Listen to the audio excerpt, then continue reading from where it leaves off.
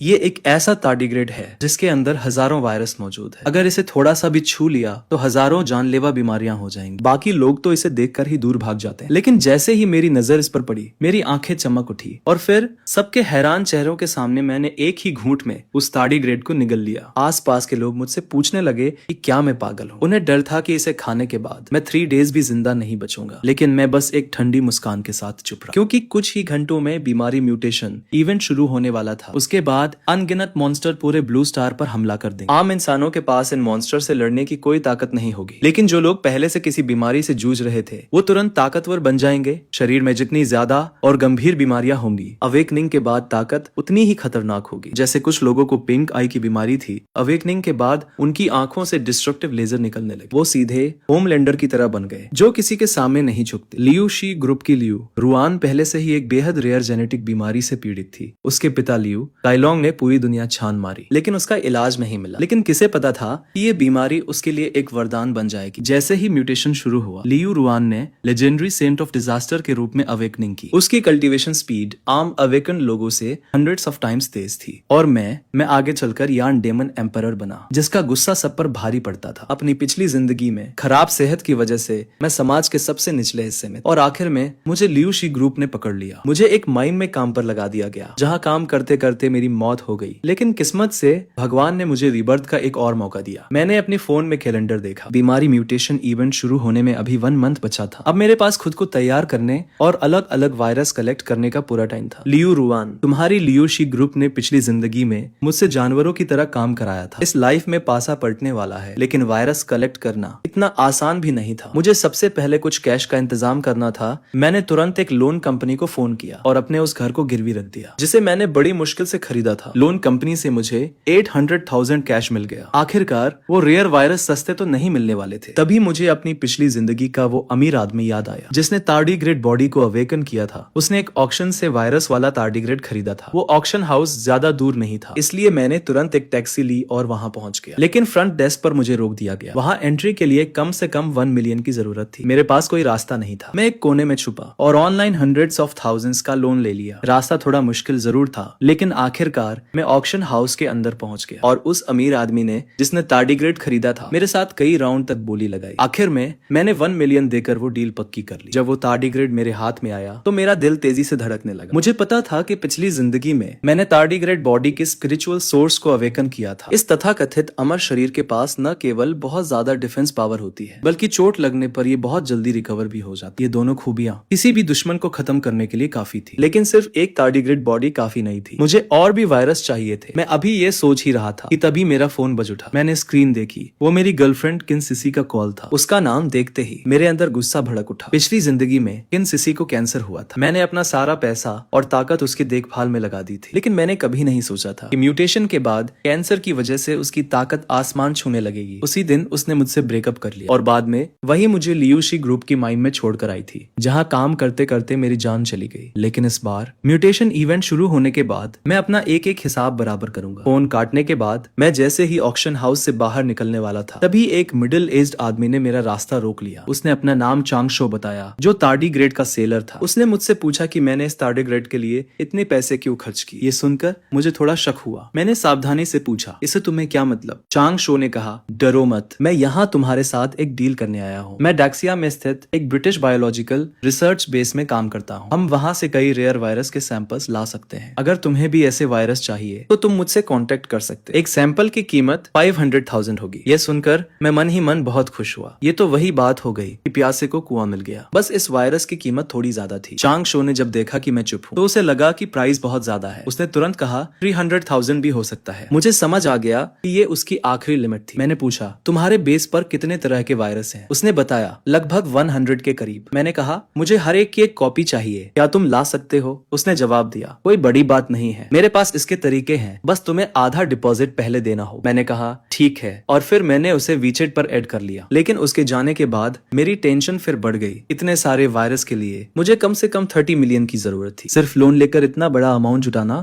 नामुमकिन था। तभी मुझे अचानक एक बात याद आई। पिछली जिंदगी में जब मैं माइन में था, मैंने सुना था कि लियू शी ग्रुप पागलों की तरह Tian Shan snow lotus collect करके उन्हें नष्ट कर रहा था। क्या तियान शान स्नो लोटस से लियू रुयान को कोई खतरा था, या फिर म्यूटेशन से पहले Tian Shan snow lotus Liu रुयान की जेनेटिक बीमारी को ठीक कर सकता। अगर ये खबर सच थी तो मेरे 30 मिलियन का जुगाड़ हो चुका था। अगर मैं ये खबर लियू शी ग्रुप को बेच दूं तो पैसों की कोई कमी नहीं होगी। लियू रुयान, पिछली जिंदगी में तुम्हारी लियू शी ग्रुप ने मुझे मार डाला था, लेकिन अगर इस बार मैंने तुम्हें सच में ठीक कर दिया तो तुम्हारी वो सबसे बड़ी ताकत हमेशा के लिए खत्म हो जाएगी। क्या तुम इसके लिए भी मुझे थैंक्स कहोगी? अगले दिन मैं लियू काइलोंग के ऑफिस पहुंचा। मैंने व्हील चेयर पर बैठी लियू रुयान को देखा। उसका खूबसूरत चेहरा और वो कमजोर शरीर पिछली जिंदगी की भयानक रुयान मोदी से बिल्कुल अलग था। पिछली जिंदगी में डोंगहाई सिटी के ऊपर आसमान से अचानक एक गोल चीज गिरी थी। उसे हासिल करने के लिए कई ताकतवर लोग आपस में भिड़ गए, लेकिन आखिरकार लियू रुयान ने अपनी होली बॉडी ऑफ डिजास्टर के दम पर उन सभी योद्धाओं के बीच एक खूनी जंग लड़ी और उस ट्रेजर को अपने कब्जे में ले लिया। उस ट्रेजर को हासिल करने के बाद उसने डोंगहाई सिटी के हर एक जिंदा इंसान को बेरहमी से मार डाला। उसने सबको खत्म कर दिया। यही वजह थी कि उसे मोदी का टाइटल मिला। लेकिन अब अगर मैं इस औरत को ठीक कर दूं तो ये दुनिया के भले के लिए ही होगा। इस वक्त लियू काइलोंग मुझे ऊपर से नीचे तक देख रहा था। उसने पहले ही मेरी सारी इन्फॉर्मेशन निकाल ली थी, बिना किसी बैकग्राउंड वाला एक आम इंसान। अगर ये रुयान की बीमारी के शुरुआती दिन होते तो वो मुझे कभी उसके पास भी न भटकने देता, लेकिन अब उसके पास कोई रास्ता नहीं था सिवाय इसके कि वो मुझे एक मौका दे। उसने पूछा, तुम मेरी बेटी का इलाज कैसे करोगे? मैंने कहा,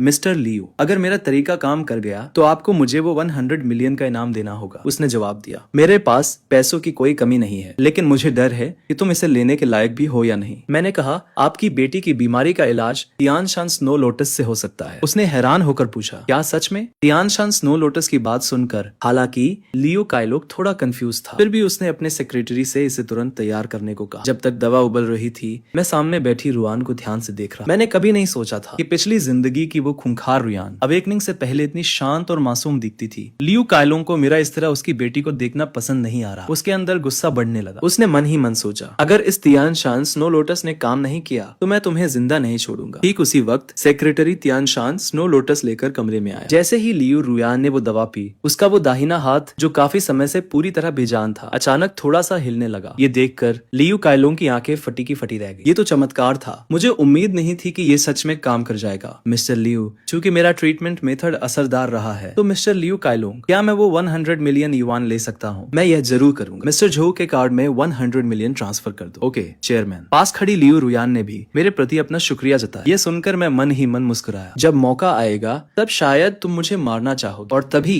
मेरे मोबाइल पर एक मैसेज आता है, 100 मिलियन मेरे अकाउंट में क्रेडिट हो चुके थे। अपना बैंक बैलेंस देखकर मेरी खुशी का ठिकाना नहीं रहा। मैंने उनसे कहा कि मुझे कुछ जरूरी काम है। मैं तुरंत वहां से मुड़ा और लियू काइलोंग के ऑफिस से बाहर निकल गया। ठीक 1 आवर बाद एक हाई एंड होटल में मैंने चांग शो के सामने 10 मिलियन का डिपॉजिट रख दिया। फिर मैंने उसका वर्क सर्टिफिकेट चेक किया, ये कंफर्म करने के लिए कि वो सच में एक एक्सपेरिमेंटर ही था। मैंने उससे कहा कि मैं तुम्हें 2 डेज का टाइम देता हूँ, उसके बाद मैं पूरा पेमेंट कर दूंगा और तुम मुझे यही माल डिलीवर कर दे। मैंने उससे ये भी कहा कि वो उन 100 वायरसों को एक ही टेस्ट ट्यूब में डाल दे। आखिर वायरस कोई मजाक नहीं होते। अगर उन्हें निगलने के बाद बीमारी म्यूटेशन इवेंट शुरू होने से पहले ही मौत हो गई तो सब कुछ वेस्ट हो जाएगा। चांग शो मेरी ये बात सुनकर थोड़ा कंफ्यूज था, लेकिन फिर भी वो तुरंत राजी हो गया। उसके लिए जब तक पैसा मिल रहा था उसे इस बात से कोई फर्क नहीं पड़ता था कि कस्टमर उसका क्या करे। चांग शो को अलविदा कहने के बाद मेरा दिल जोरों से धड़कने लगा। इन वायरसों और आने वाले बीमारी म्यूटेशन इवेंट के साथ मैं चाहे कुछ भी हो जाए एक बेहद ताकतवर इंसान बन सकता हूँ। लेकिन मैं इतने से ही सेटिस्फाइड नहीं था। आखिरकार पिछली जिंदगी में लियू रुआन जैसी ताकतवर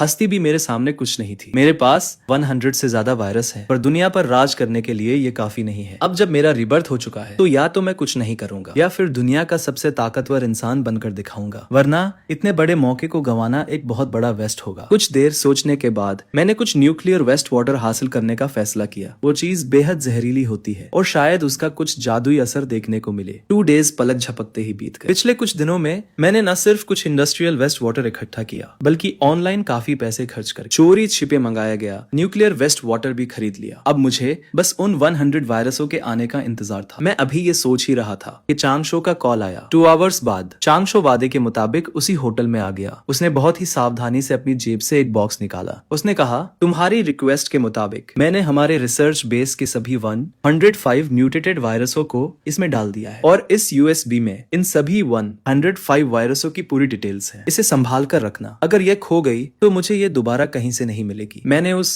यूएसबी फ्लैश ड्राइव को पूरी तरह इग्नोर किया और सीधे बॉक्स में रखी टेस्ट ट्यूब को देखने लगा। मैंने देखा कि उसके अंदर हल्के नीले रंग का लिक्विड था। वो देखने में बिल्कुल भी खतरनाक नहीं लग रहा, लेकिन असल में इसकी एक बूंद भी किसी को सीधे आसमान पर पहुंचा सकती थी। चांग शो ने देखा कि मैं काफी देर से बिना कुछ बोले बस उस टेस्ट ट्यूब को घूर रहा हूँ। वो खुद को रोक नहीं पाया और उसने 2 बार खासा। देखो, मैं पहले ही साफ साफ बता दूं, तुमने ही मुझसे इन सभी वायरसों को एक साथ मिलाने के लिए कहा था, इसलिए इसे ले जाने के बाद मैं इस बात की कोई गारंटी नहीं दे सकता कि इसके अंदर के वायरस ठीक सलामत रहेंगे या नहीं। मैंने उसकी बकवास पर ध्यान नहीं दिया और सावधानी से उस बॉक्स को फिर से सील कर दिया। फिर मैंने उससे कहा कि हमारी डील पूरी हो चुकी है और मैं तेजी से कमरे से बाहर निकल गया। मेरे जाने के बाद चांग शो ने देखा कि टेबल पर रखी वो यूएसबी फ्लैश ड्राइव अभी भी वहीं पड़ी थी। वो थोड़ा हैरान तो हुआ, लेकिन अब जब उसे पैसे मिल चुके थे तो वो फालतू के पचड़ों में नहीं पड़ना चाहता था। उसने पैसे उठाए और होटल से चला गया। इस तरह आम दिन बहुत तेजी से बीतने लगे। पिछले कुछ दिनों में मैंने बचे हुए कई मिलियन युआन को अलग अलग हाई एंड जगहों पर ऐशो आराम में उड़ा दिया। इसके साथ ही मैंने कई बेहद जरूरी वायरस भी इकट्ठे कर लिए थे। इस वक्त मेरी स्टोरेज अलमारी पूरी तरह से भर चुकी थी। मैं अभी सांपों और बिच्छुओं जैसी कुछ और जहरीली चीजें हासिल करने के बारे में सोच ही रहा था कि तभी टीवी पर एक ब्रेकिंग न्यूज फ्लैश हुई। एक अर्जेंट ब्रेकिंग न्यूज। ठीक 10 मिनट्स पहले देश एच में नदी पर बना एक पुल अचानक ढह गया। इसमें भारी नुकसान की आशंका है। हालांकि टीवी पर दिख रही पिक्चर्स काफी धुंधली थी, लेकिन धुंधलेपन के बावजूद साफ देखा जा सकता था कि यह देश एच का वही मशहूर ब्रिज था। वो आलीशान और बेहद मजबूत दिखने वाला ब्रिज अब बीच में से टूटकर पूरी तरह अलग हो चुका था। देखकर ऐसा लग रहा था जैसे किसी विशाल चीज ने उसे लात मारकर उड़ा दिया हो। इस सीन को देखते ही मैं झटके से होश में आ गया। बीमारी म्यूटेशन इवेंट का समय सच में करीब आ चुका था। हजारों मीटर लंबा वो पुल ऐसा लग रहा था कि किसी बेहद तेज धार वाले ब्लेड से बीच में से काट दिया गया। यह सब देखकर मैं पूरी तरह से अलर्ट हो गया। यह बीमारी शुरू होने का एक इशारा था। पिछली जिंदगी में नदी पर बने उस ब्रिज को असल में एक alien beast red tell scorpion ने काटा था, क्योंकि तब तक बीमारी म्यूटेशन इवेंट का मौका ऑफिशियली शुरू नहीं हुआ था। जब वो पहली बार आया था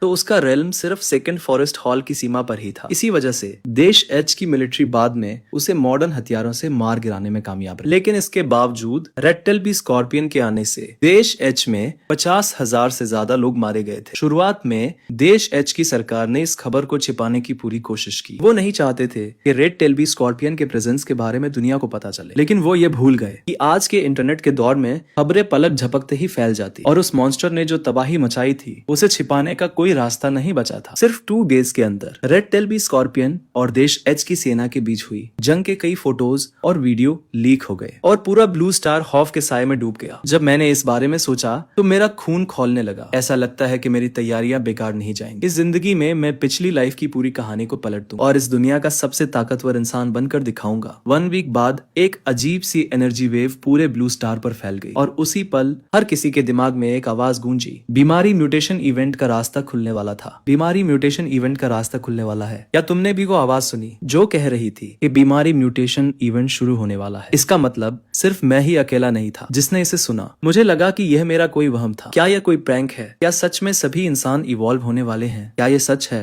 आवाज ने कहा था कि बीमारी जितनी गंभीर होगी इवोल्यूशन का लेवल उतना ही बड़ा होगा। मुझे कल ही लास्ट स्टेज के लंग कैंसर का पता चला है। क्या अब मेरे बचने की कोई उम्मीद है? लास्ट स्टेज के लंग कैंसर से बचने का कोई रास्ता नहीं है? तुम तो सीधे ऊपर जाने वाले हो। इंटरनेट पर चल रही इन बेतुकी बहसों को देखकर मेरा उनमें कोई इंटरेस्ट नहीं था। मैंने तुरंत उन सभी वायरसों को बाहर निकाला जिन्हें मैंने बड़ी मुश्किल से इकट्ठा किया था। मैं अभी सोच ही रहा था कि सबसे पहले कौन सी बोतल इस्तेमाल करूं कि तभी अचानक मेरा फोन बज उठा। क्या तुमने सुना? बीमारी म्यूटेशन इवेंट का रास्ता खुलने वाला है। भगवान सच में बहुत दयालु है। उन्हें पता है कि मेरी यानी चिन सिसी की जिंदगी इतनी जल्दी खत्म नहीं हो सकती। क्या मैं सही कह रही हूँ? अगर तुमने उस वक्त मुझे अपनी किडनी देने से मना न किया होता तो मुझे आज ये बड़ा मौका कभी नहीं मिलता। क्या तुम बाहर आकर मुझसे मिल सकते हो? अब जब मुझे पता है कि तुम्हें अपने किए पर पछतावा हो रहा है तो मैं तुम्हें एक मौका देती हूँ। जिस दिन बीमारी म्यूटेशन इवेंट शुरू होगा तुम मेरे घर आना। मुझे देखना है कि तुम कितनी माफी मांगते हो। उसके बाद ही मैं सोचूंगी कि तुम्हें माफ करना है या नहीं। बीमारी म्यूटेशन इवेंट का रास्ता खुलने वाला था। क्या तुमने भी वो आवाज सुनी जिसमें कहा गया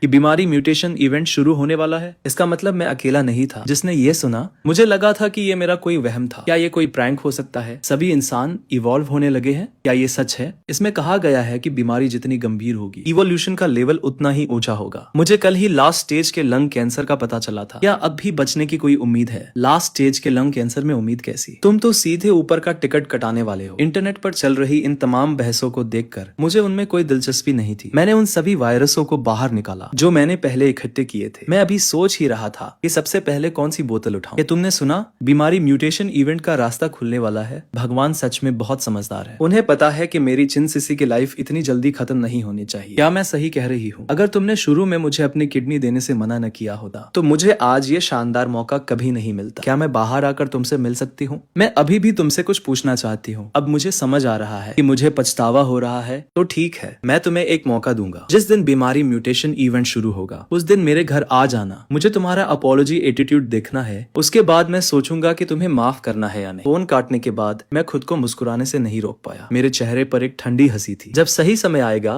तब चिन सिसी तुम्हें पता चलेगा कि असली ताकत क्या होती है। वो कौन है जिसके सामने सबको झुकना पड़ता है। जहाँ एक तरफ चिन सिसी इस बात से बेहद खुश थी, वही दूसरी तरफ लियू रुयान इस वक्त गुस्से से पागल हो रही थी। यह बीमारी म्यूटेशन इवेंट अचानक कैसे शुरू हो सकता है? अभी तो मेरी बीमारी सिर्फ 40% ही ठीक हुई है। क्या इसका मतलब ये नहीं कि हमारी ताकत बहुत कम हो जाएगी? ये सब उस झोलुओ की वजह से हुआ है। मैं उसे जिंदा नहीं छोड़ूंगी, चिंता मत करो। ये झोलुओ सिर्फ एक नॉर्मल और हेल्दी इंसान है। जब बीमारी म्यूटेशन इवेंट शुरू होगा तो हमारे पास उससे निपटने के बहुत सारे तरीके होंगे। दूसरी तरफ मैं टेबल पर रखे वायरस को देख रहा था और गहरे विचारों में खोया हुआ था। 1 महीने के बाद वायरस एक अलग ही लेवल पर म्यूटेट हो चुका। ट्यूब के अंदर का वो ब्लू लिक्विड अब पूरी तरह से ब्लैक हो चुका था और उस ब्लैक लिक्विड के अंदर कुछ अजीब सा तैरता हुआ साफ देखा जा सकता। इन 100 टाइप्स के म्यूटेटेड वायरस के अलावा मैंने कई तरह के छोटे बड़े खतरनाक टॉक्सिक सब्सटेंस भी कलेक्ट किए थे, लेकिन इन सब चीजों को पहले आपस में मिक्स करना होगा, वरना अगर पिछली बार जैसा ही कुछ हुआ तो मुझे डर है कि मैं 2.5 मिनट से ज्यादा सरवाइव नहीं कर पाऊं और समय के साथ मेरा खेल खत्म हो जाए। जल्द ही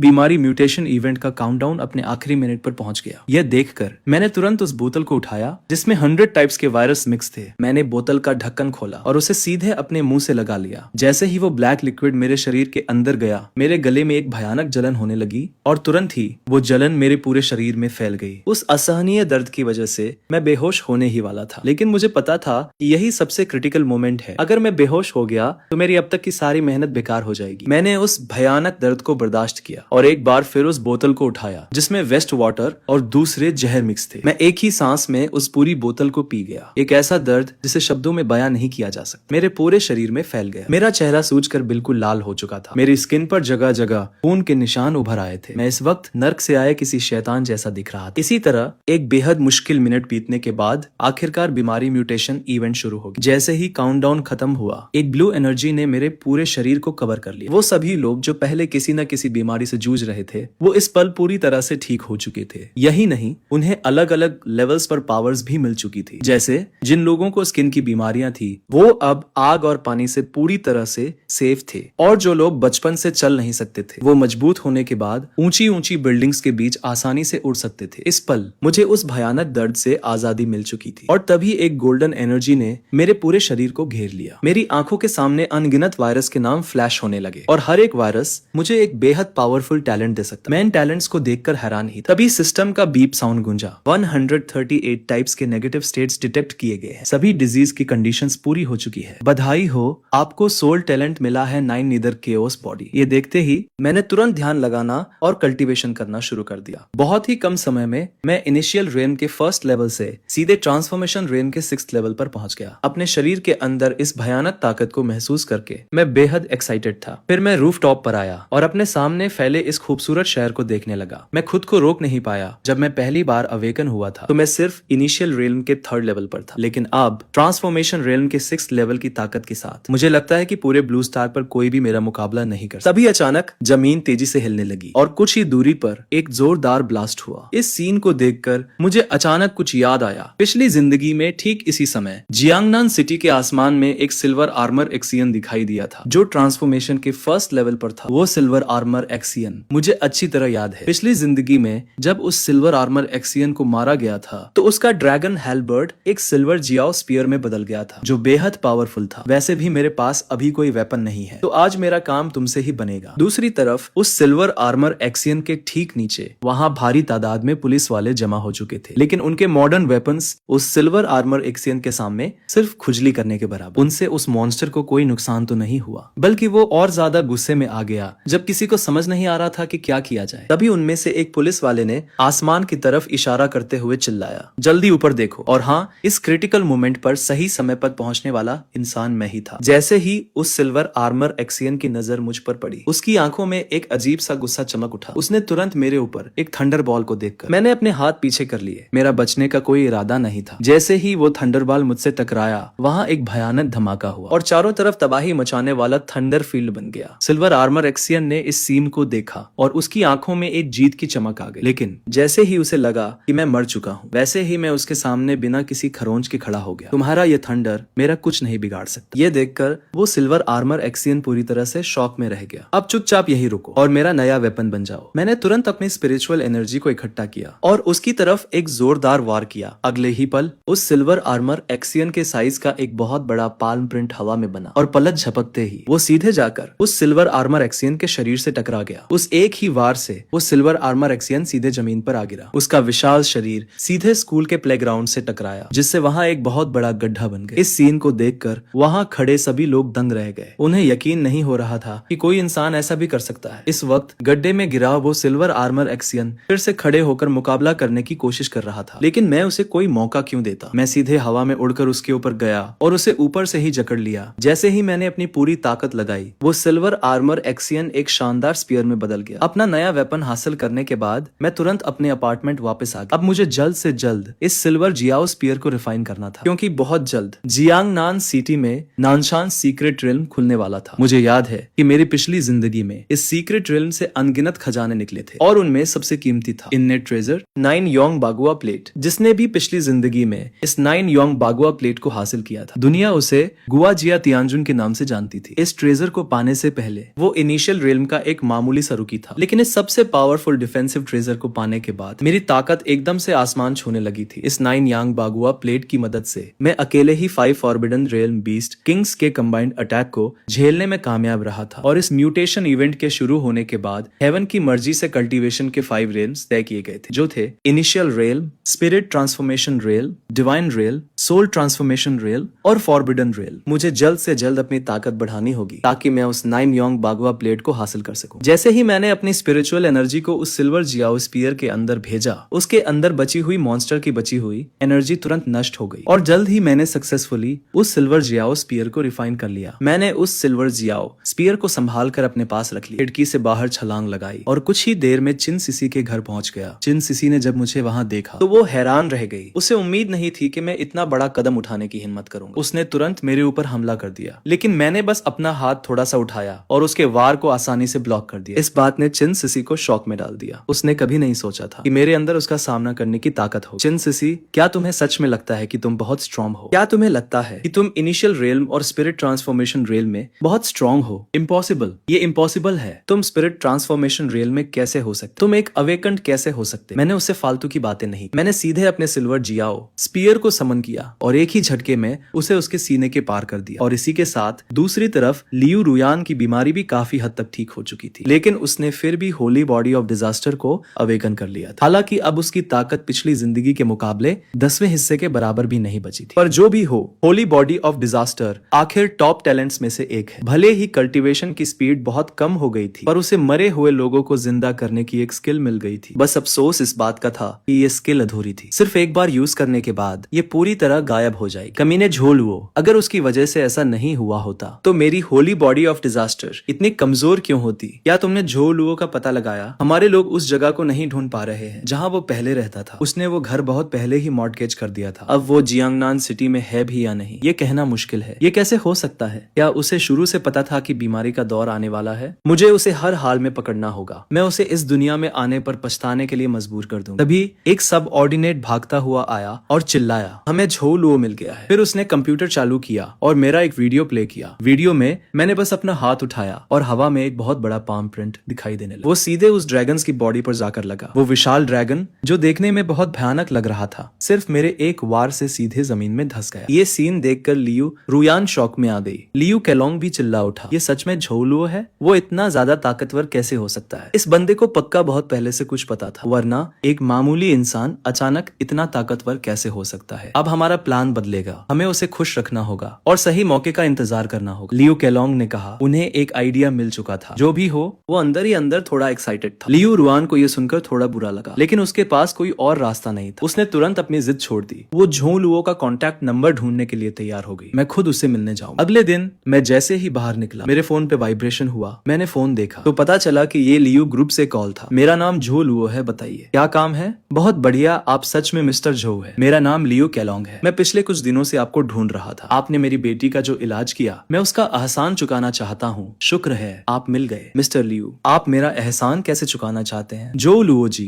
हमारे लियू ग्रुप पर आपका इतना बड़ा एहसान है कि मैं फोन पर इसे बयान नहीं कर सकता। मिस्टर झो, क्यों ना आप मुझे अपना एड्रेस बता दें, मैं खुद अपनी बेटी को लेकर आपसे मिलने आऊंगा। ये सुनकर मैं हैरान रह गया। मुझे उम्मीद नहीं थी कि लियू केलोंग खुद मेरे पास आएगा। फिर मैंने उसे अपने अपार्टमेंट का एड्रेस भेज दिया। जब तुम खुद चलकर मौत के मुंह में आना चाहते हो तो मैं भला क्यों मना करूं? मेरा अंदाजा बिल्कुल सही था। जो लुओ अभी भी हमारे लियू ग्रुप के साथ अपने पुराने रिश्तों के बारे में सोच रहा है। चलो बेटी, हम दोनों मिलकर झो लुओ से मिलने चलते। बस याद रखना, उसके सामने अपनी नफरत को बिल्कुल मत दिखा। जब तक हमें सब्र रखना होगा, बदला हम बाद में लेंगे। मुझे अच्छे से पता है कि क्या करना है। मैं झो लुओ को शक का एक भी मौका नहीं दूंगी। बहुत अच्छे, अब देर नहीं करनी चाहिए। हम तुरंत निकल पड़े और जल्द ही लियू केलोंग और उसकी बेटी मेरे भेजे हुए एड्रेस पर पहुंच गए। मिस्टर झो, मैं लियू केलोंग हूँ। मैं अपनी बेटी लियू रुआन के साथ आपसे मिलने आया हूँ। मिस्टर झो, आपने दरवाजा खोल दिया। चेयरमैन लियू, लगता है आपने सनशाइन एलिमेंट्री स्कूल में मुझे उस सिल्वर आर्मर्ड ब्लैक बर्ड को मारते हुए देख लिया है, इसलिए यहाँ आए हैं। मिस्टर झो, आपके उस ड्रैगन को मारने का वीडियो पूरे इंटरनेट पर वायरल हो चुका है। आप सच में एक कमाल के हीरो हैं। मिस्टर झो,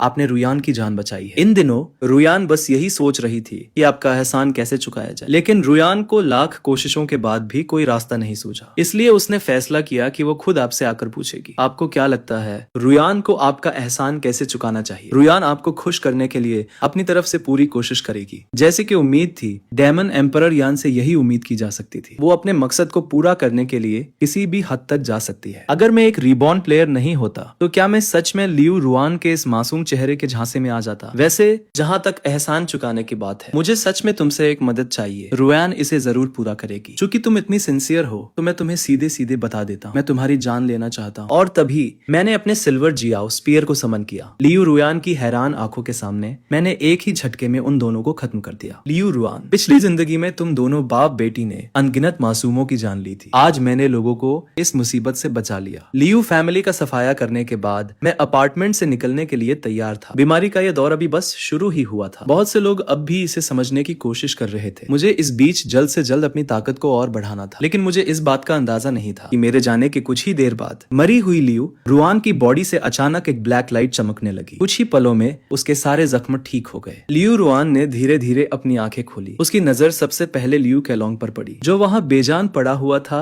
ये देखकर लियू रुआन बिल्कुल शॉक में आ गई। उसने कभी सपने में भी नहीं सोचा था कि उसका ऐसा अंजाम होगा। मैं लियू रुआन तुम्हें इस दुनिया से मिटा कर रहूंगी। एक हफ्ते बाद मेरी लगातार कोशिशों की वजह से मेरा रेल आखिरकार 6th level of zero transformation से 7th लेवल पर पहुंच गया। लेकिन इसके बावजूद मुझे लग रहा था कि मेरी कल्टीवेशन स्पीड बहुत धीमी है। भले ही मेरी 9 नीदर कैओस बॉडी की स्पिरिचुअल एनर्जी सोखने की स्पीड बहुत खतरनाक थी, पर मुझे ट्रांसफॉर्मेशन में मदद के लिए एक अच्छे ब्रीदिंग मेथड की जरूरत थी। मैं जैसे ही बाहर टहलने के लिए निकलने वाला था, अचानक आसमान के बादलों में एक बहुत बड़ी दरार दिखाई दी और उस दरार से सुनहरी रोशनी की अनगिनत किरणें बाहर आने लगी। वो सुनहरी रोशनी सीधे जियांगनान सिटी के किनान माउंटेन पर पड़ रही थी। ये देखते ही मेरा दिमाग तुरंत एक्टिव हो गया। क्या कोई सीक्रेट रेल्म खुलने वाला है? मैंने तुरंत अपने फोन पर हालिया खबरें चेक की। जब मैंने देखा कि चीजें मेरी पिछली जिंदगी से ज्यादा अलग नहीं है, तो मेरे चेहरे पर एक मुस्कान आ गई। ऐसा लगता है कि मेरे रीबर्थ से इस दुनिया का पैटर्न नहीं बदला है। मेरी पिछली जिंदगी की यादों के मुताबिक आज भी डाक्सिया में 5 बड़ी ताकतें एक्टिव थी। पहली, बैली ग्रुप, जिसका लीडर ब्लैक फेदर किंग था। दूसरी,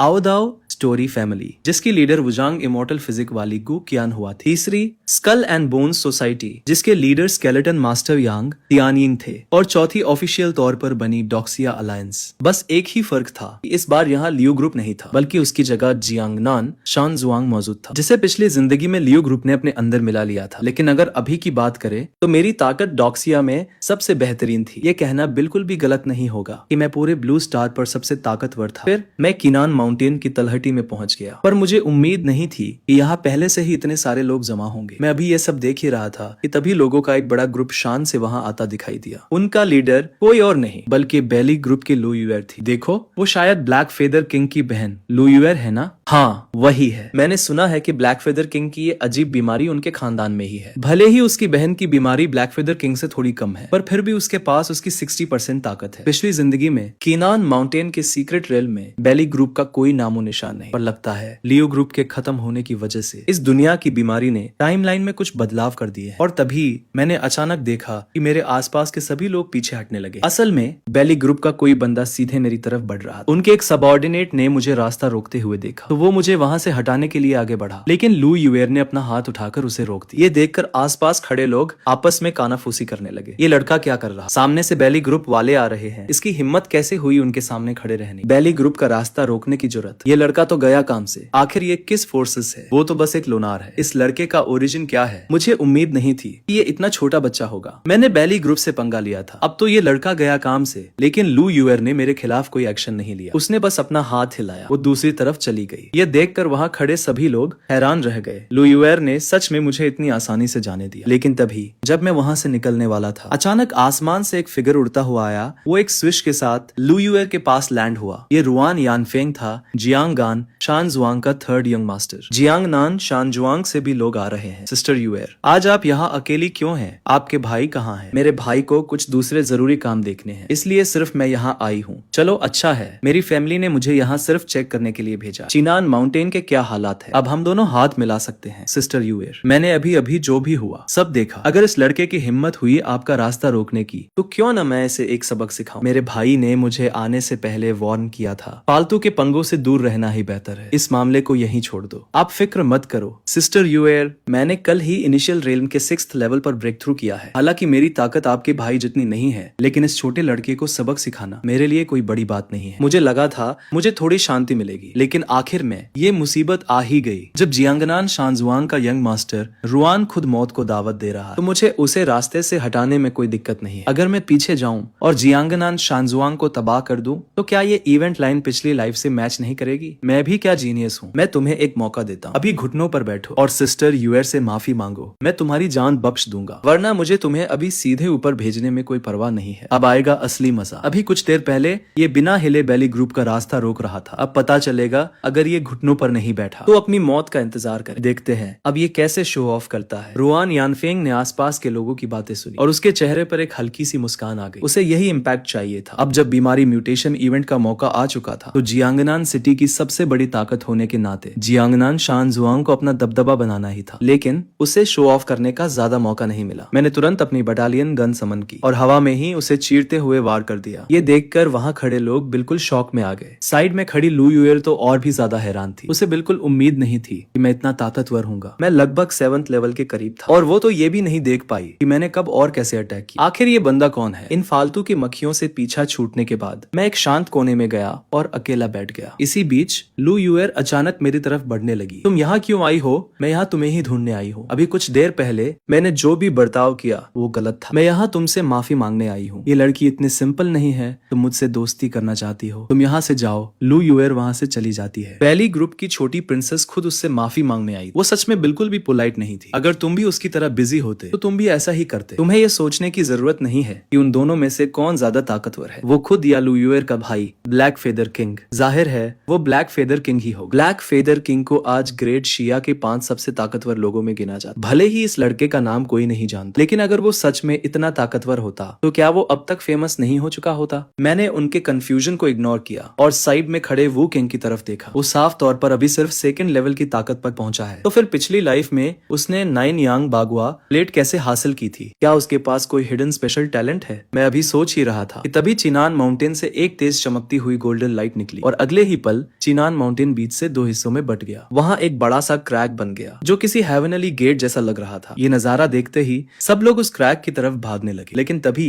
उस क्रैक के अंदर से एक उड़ती हुई परछाई बाहर आई। जब वो पास आई तब सबको समझ आया वो एक बहुत बड़ा ब्लैक पाइथन था। उसने सबसे आगे भागने वाले बंदे को एक ही बार में निगल लिया। ये खौफनाक मंजर देखकर सब लोग पीछे हटने लगे। तभी एक कद्दावर आदमी चिल्लाया, ये तो सिर्फ एक सांप है, इससे क्या डरना। उसने अपना वेपन उठाया और आगे बढ़ गया। उसने देखकर बाकी लोग भी उसके साथ हो लिए, लेकिन वो उस जायंट पाइथन के सामने टिक नहीं पाए। कुछ ही देर में उस पाइथन ने सबको बुरी तरह जख्मी कर दिया। इसी बीच लू यूएर ने अचानक अपने पंख फैलाए। पलक झपकते ही वो उड़कर पाइथन के ऊपर पहुंच गई। उसने अपने ब्लैक विंग्स से पाइथन पर वार किया और दर्जनों ब्लैक फेदर्स गोली की रफ्तार से बाहर निकले। वो सीधे उस जायंट पाइथन की तरफ बढ़े। भले ही इन फेदर्स ने पाइथन के डिफेंस को तोड़ दिया था, लेकिन इसने पाइथन को बुरी तरह गुस्सा दिला दिया। तभी उस जायंट पाइथन ने अपना सिर उठाया और सीधे लू यूएर के पंखों को चबा लिया। लू यूएर ने अपना बैलेंस खो दिया और वो सीधे आसमान से नीचे आ गिरी। वो जमीन पर बहुत जोर से गिरी। वो काफी जख्मी हो चुकी थी और उसमें लड़ने की बिल्कुल ताकत नहीं बची थी। जैसे ही वो पाइथन उसे निगलने के लिए आगे बढ़ा, तभी एक ताकतवर आदमी उसके सामने आकर खड़ा हो गया। उस आदमी के लगातार हमलों की वजह से जायंट पाइथन पीछे हटने लगा। जी हाँ, ये कोई और नहीं बल्कि चाइना अलायंस का चू हान्यून था। लेकिन इसके बावजूद वो भी उस जायंट पाइथन का मुकाबला नहीं कर पा रहा। उसके पास हेडक्वार्टर को इन्फॉर्म करके सपोर्ट बुलाने के अलावा कोई रास्ता नहीं बचा था। ये पाइथन बहुत ज्यादा ताकतवर है। सपोर्ट आने में अभी 10 मिनट लगेंगे। 10 मिनट, अगर मैं 3 मिनट भी टिक पाया तो बहुत बड़ी बात होगी। जब मुझे लगा कि ये लोग इस सिचुएशन को संभाल नहीं पाए तो मैंने अपनी बटालियन गन निकाली। मैं सीधे उस जायंट पाइथन के ऊपर कूद गया और फिर मैंने पूरी ताकत से एक जोरदार वार किया। मेरी बटालियन गन ने पल भर में उस जायंट पाइथन के सिर को ऊपर से नीचे तक चीर दिया और वो खतरनाक मॉन्स्टर एक ही झटके में ढेर हो गया। चू हान्यून ये नजारा देखकर पूरी तरह शॉक में था। उसे यकीन नहीं हो रहा था कि जिस पाइथन का वो बाल भी बाका नहीं कर पा रहा, उसे मैंने सिर्फ एक ही शॉट में मार गिराया। तभी उसे याद आया कुछ समय पहले जियांगनान सिटी के आसमान में ईगल आर्मर्ड ब्लैकबर्ड का खात्मा भी मैंने ही किया। अब जब खतरा टल चुका था तो बाकी सब लोग पागलों की तरह उस गोल्डन क्रैक की तरफ दौड़ पड़े। सीक्रेट रेलम के अंदर कदम रखते ही उन्हें वहां एक घना जंगल दिखाया और उस जंगल के ठीक बीच में एक पुरानी सी दिखने वाली टावर जैसी बिल्डिंग खड़ी थी। क्या ये वही फ्लोटिंग पगोडा है जिसके बारे में पिछली लाइफ की न्यूज में बताया गया था? टावर के अंदर जाने पर सिर्फ एक स्पाइरल सीढ़ी थी जो सीधे टॉप पर जाती थी। ये दिखने में तो नॉर्मल लग रही थी, लेकिन जैसे ही लोगों ने उस पर कदम रखा उन्हें एहसास हुआ आप जितना ऊपर जाओगे ग्रेविटी उतनी ही बढ़ती जाएगी। जरा सी चूक और आप सीधे नीचे गिर जाओगे। मैं तुरंत टावर पर नहीं चढ़ा, बल्कि मैं एक तरफ छिप गया और चुपके से वू कियान पर नजर रखने लगा। आखिरकार इस बार मेरा मेन गोल 9 यांग बागुआ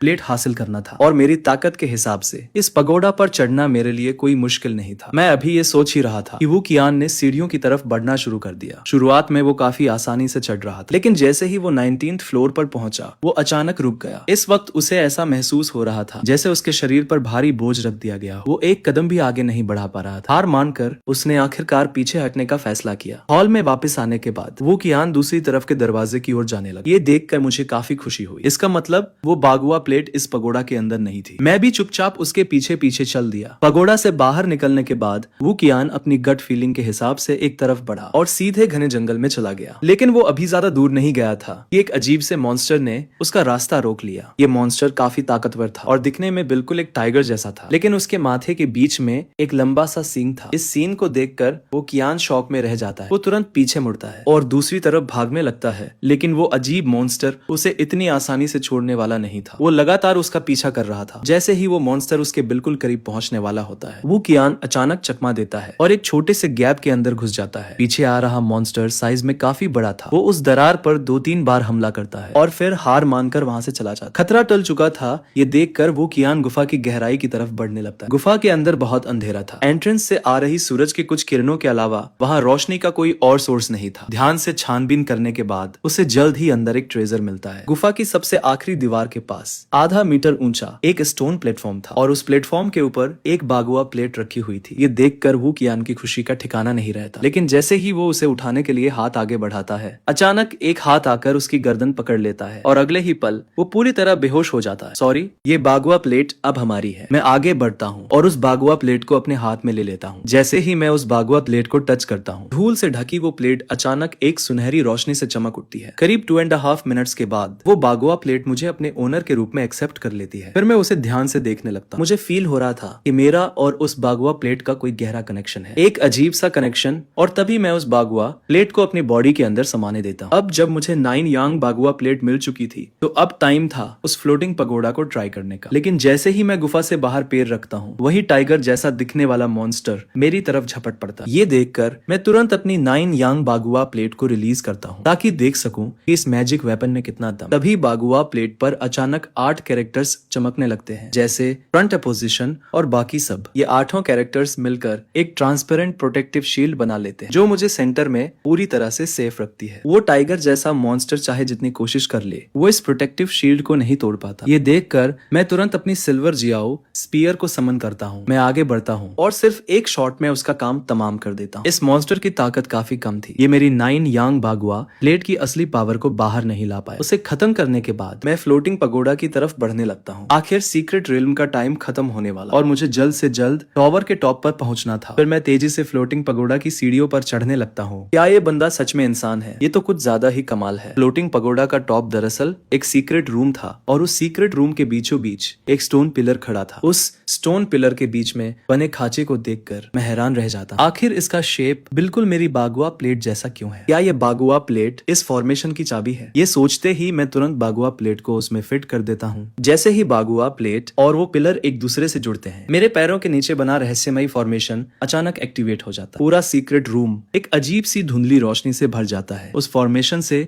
धीरे धीरे एक एनर्जी बॉल बनने लगती है जो किसी सूरज की तरह चमक रही थी और आखिर में वो पिलर के टॉप पर रखी बागुआ प्लेट के अंदर समा जाती। बागुआ प्लेट के उस चमकते सूरज को एब्जॉर्ब करते ही उसकी सरफेस पर एक लाल रंग का हेलो घूमने लगता है। वो दिखने में वाकई कमाल का लग रहा था। इसके बाद जैसे ही मैं उस बागुआ प्लेट को टच करता हूँ, वो रिकास्ट की हुई 9 यांग बागुआ प्लेट वापस मेरी बॉडी में समा जाती है और मुझे तुरंत उसकी नई एबिलिटी का पता चलता है। अब मैं किसी भी अटैक को वापस दुश्मन पर रिफ्लेक्ट कर सकता था। फ्लोटिंग पगोडा पर चढ़ने के बाद मैंने सोचा कि सीक्रेट रेल्म के बंद होने से पहले एक बार फिर से यहाँ की छानबीन की जाए, लेकिन काफी देर तक इधर उधर भटकने के बाद भी मुझे कोई काम की चीज नहीं मिली। मुझे लगा कि शायद अब इस सीक्रेट रेल्म में कोई और अपॉर्चुनिटी नहीं बची है। मैंने टाइम देखा, सीक्रेट रेल्म के बंद होने में अब 20 मिनट से भी कम का टाइम बचा था, इसलिए मैं बस एक कोने में बैठकर वेट करने लगा। कुछ ही देर में आसमान में अचानक एक सफेद रोशनी चमकती है और आसपास का पूरा माहौल डिस्टॉर्ट होने लगता है और अगले ही सेकंड सीक्रेट रेल्म के सभी प्लेयर्स को वापस बाहर टेलीपोर्ट कर दिया जाता है। इसी के साथ सीक्रेट रेल्म का यह सफर खत्म हो जाता है। किनान माउंटेन की तरफ जो लुओ, उसने हमारे सभी लोगों को मार डाला, वो तुम्हें भी जिंदा नहीं छोड़ेगा। विला मास्टर रुआन, मैंने आपसे पहले ही कहा था कि जियांगनान शानजुआंग में एक बहुत ही ताकतवर इंसान छिपा हुआ है। अगर आपने मेरी बात सुनी होती तो मिस्टर गुई इतनी आसानी से नहीं मरते, लेकिन अब बहुत देर हो चुकी है। यानफिंग मेरे तीनों बेटों में सेकंड सबसे टैलेंटेड था। झो लुओ ने